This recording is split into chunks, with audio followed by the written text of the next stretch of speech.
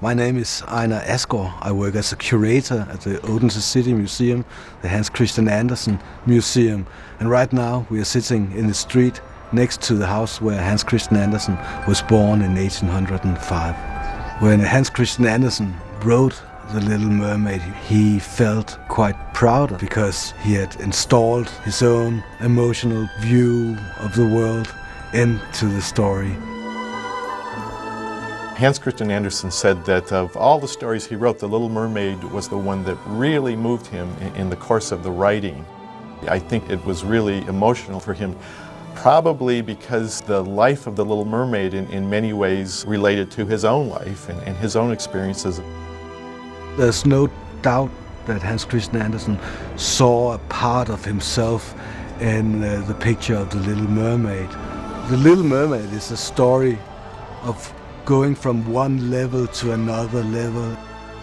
And that is actually the story of Hans Christian Andersen. As we started developing the story for a Disney animated feature, I was really impressed with just how visual it was and how cinematic it was. The imagery in it is so powerful and poetic, and Andersen, he seemed sort of like a filmmaker in the way he was describing the story, and it really made the story come alive. We wondered why Disney had never pursued it before. It wasn't actually until months later that we found out that the story had been developed in the early 1940s by Walt Disney and his staff as a kind of a featurette. Kai Nielsen, the great illustrator of children's books, had done a whole version of the story in these little watercolors and charcoals. They had these drawings stored away in the archives from that version, and they were a great inspiration to us as we unearthed them and literally pinned them to storyboards and used them, particularly in the storm sequence, I'd say, as a point of visual reference.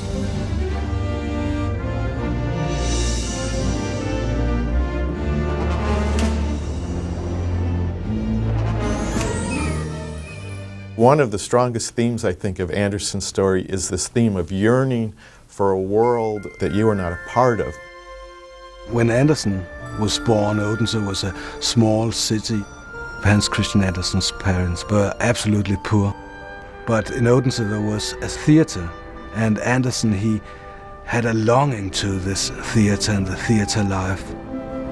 When Hans Christian Andersen was 14 years old, he decided to leave Odense in order to get to Copenhagen and search for a career at the Royal Theatre there. He aspired to be famous, to be successful, to be accepted, to be loved, all those things. When Hans Christian Andersen published his first fairy tales, his old friend told him that fairy tales would make him immortal. This is the wish of the Little Mermaid. In Andersen's version of The Little Mermaid, she had almost a dual motivation. She was intrigued by the human world and particularly by this prince, but also she aspired to have an immortal soul. But in order to gain an immortal soul, she has to be loved by someone. In our version, the immortal soul idea seemed less important. It was a love at first sight story, so I think as Walt's version did, we also did, in that we focused her attention really on this prince. One of the big set pieces in the Andersen story is really this rescue of the prince. In the Andersen story, there is a convent on this sort of cliff above the beach, and there are girls from the convent that then come upon the prince, and that scares the mermaid. She dives off into the water, and one of the girls from the convent is the person that he really feels like is the one that saved his life. In the 1941 version, Kai Nielsen and the story guys at the time were really trying to stay closer to the Andersen story, and Walt's big note was like, we don't need to do Andersen literally, we need to adapt this and make it work for our medium. He thought it would be stronger if she's leaning over him and she's humming a song and he's just sort of groggily waking up. And I could be part of your world. He hears the song, he catches a slight glimpse of her. She was a mystery girl that he could only just remember this kind of haunting refrain that would play through the course of the film, and that was in Walt's notes. We hadn't seen those when we developed the story, but we actually went right along those same lines, that it was really the voice that sort of haunts him. So it was as if Walt was looking over our shoulders while we were developing this, because it seemed like a lot of the things that he was thinking, we were thinking too. Up where they walk, up where they run, up where they stay all day in the sun. singing voice. It's also a parallel between Hans Christian Andersen and The Little Mermaid, because Andersen had a very brilliant singing voice as a child.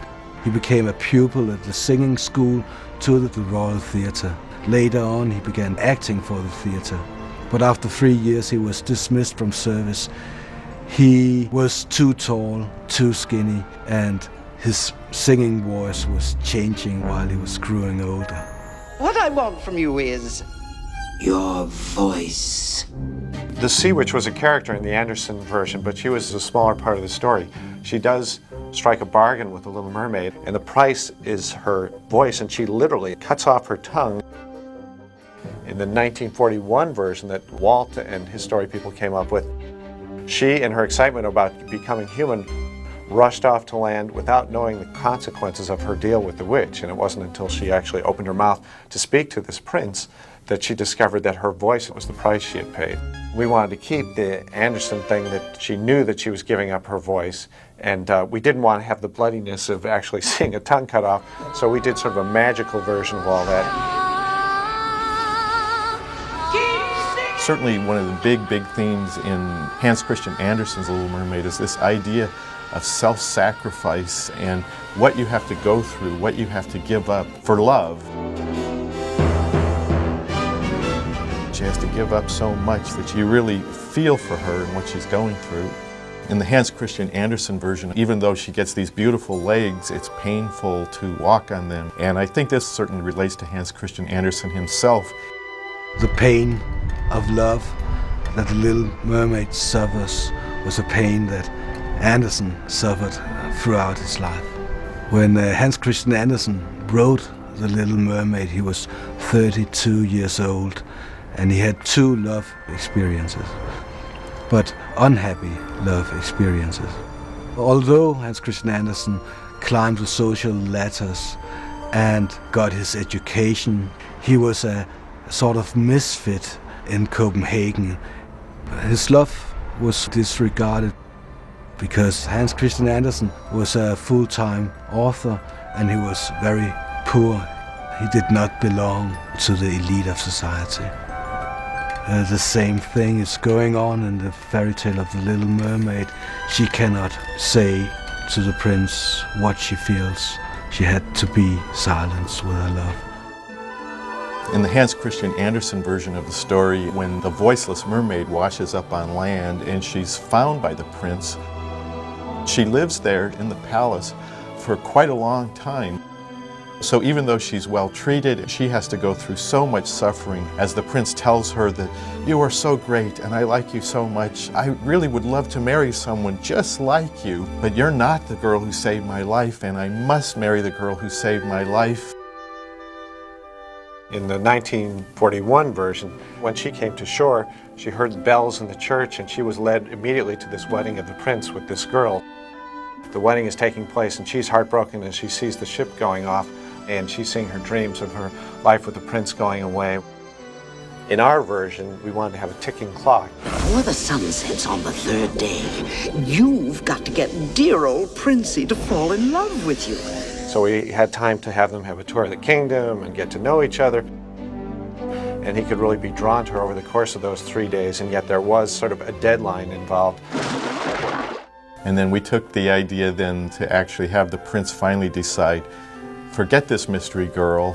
I really, really like this mute girl that I met on the beach. In terms of the other woman in these 3 versions of the story, in Andersen's version, there's kind of a prearranged marriage, and to his surprise, he discovers she is in fact this girl from the convent. So everything works out very happy for the prince, not so happy for the mermaid. She knows that at the next sunrise, this is going to bring about her death, and she's going to turn into sea foam. In our version then, we made this other maiden be the witch who had actually taken the mermaid's voice. So there's this horrible irony that, he's not only getting married, but he's getting married to the person that we despise the most. In the Disney version in the 40s, he really felt it wasn't important who the prince was going to marry as long as it wasn't the mermaid, and that's the way they played it. In the Hans Christian Andersen ending of the story, the Little Mermaid is turned into sea foam and she is whisked away by the daughters of the air. So she dies, but because of the acts of love, she can gain immortal life. The success of The Little Mermaid is that she is gaining the immortal soul. And the tragedy of The Little Mermaid is, in fact, the tragedy of Hans Christian Andersen's life. Because in contrast to his splendid career as an author, there is this tragic life of a person who could not get the love and had to spend his life in loneliness. The actual Disney version, explored in the 40s, was even sadder than the Andersons version because she totally died and turned into sea foam and she was gone.